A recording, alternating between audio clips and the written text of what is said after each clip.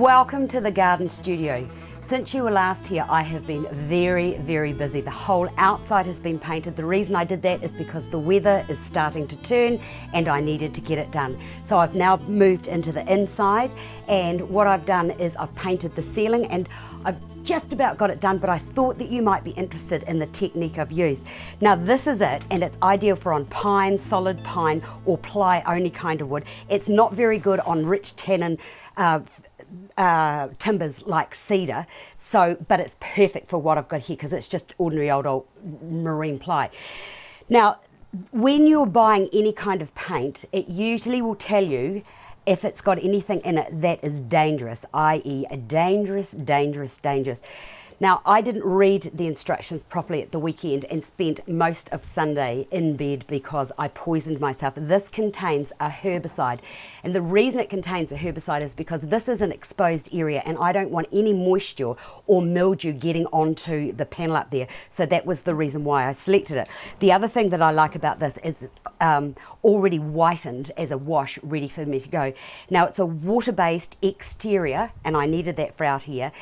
And it's a lovely wash. It's all mixed, ready to go, because I actually wanted to see some of the detailing coming through on the wood. Now, there are things that you need to be aware of and safety issues. You need some goggles.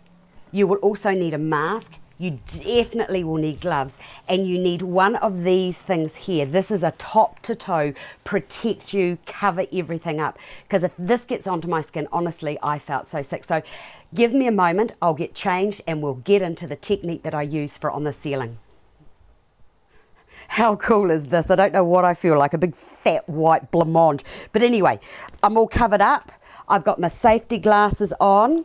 I need to put my gloves on. These are vital. Honestly, you just need to be so careful.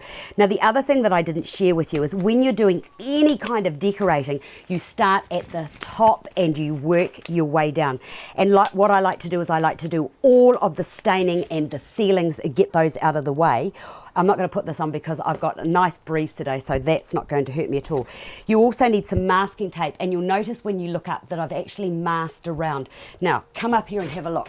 See, I've got the ceiling here, and then it's going to hit the wall. So I've just put a little bit of masking there because the paint that's going on here is not going to mix very well with the paint technique that I'm going to do on there. So take the time and do the masking. Right, the other thing I wanted to share with you is I've got a paintbrush that I'm going to use for cutting in, because you do your cutting in first, and I've also got this lovely thing here. These are my best friends. These are speed brushes. They are so cool and groovy and easy to work with. Right. Let's get up here. I've got the paint already poured out, and I want you to know that if staining was like painting with water, this is like painting with milk. It's disgusting stuff. Okay, so once you've got your speed brush all ladened up with all the foam is all ladened up with the paint, it's just a matter of coming up here, and because I've masked, it's just a matter of rolling around like so. Now make sure that you've got drop cloths down on the floor because it will drip everywhere. Now the other thing is that's one coat, so you just keep going until the whole thing has been done.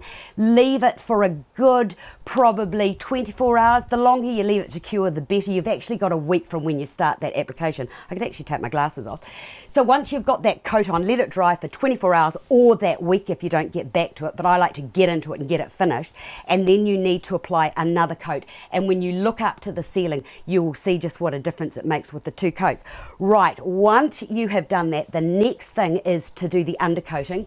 So I'll take the masking tape off, then I'm going to mask the ceiling where I've put the stain wash onto that, and then I'm going to undercoat the beams, and then I'm going to give them 2 top coats, and that will be the end of the ceiling, and then we can move on to doing the paint finish or wash on the walls, which I absolutely love.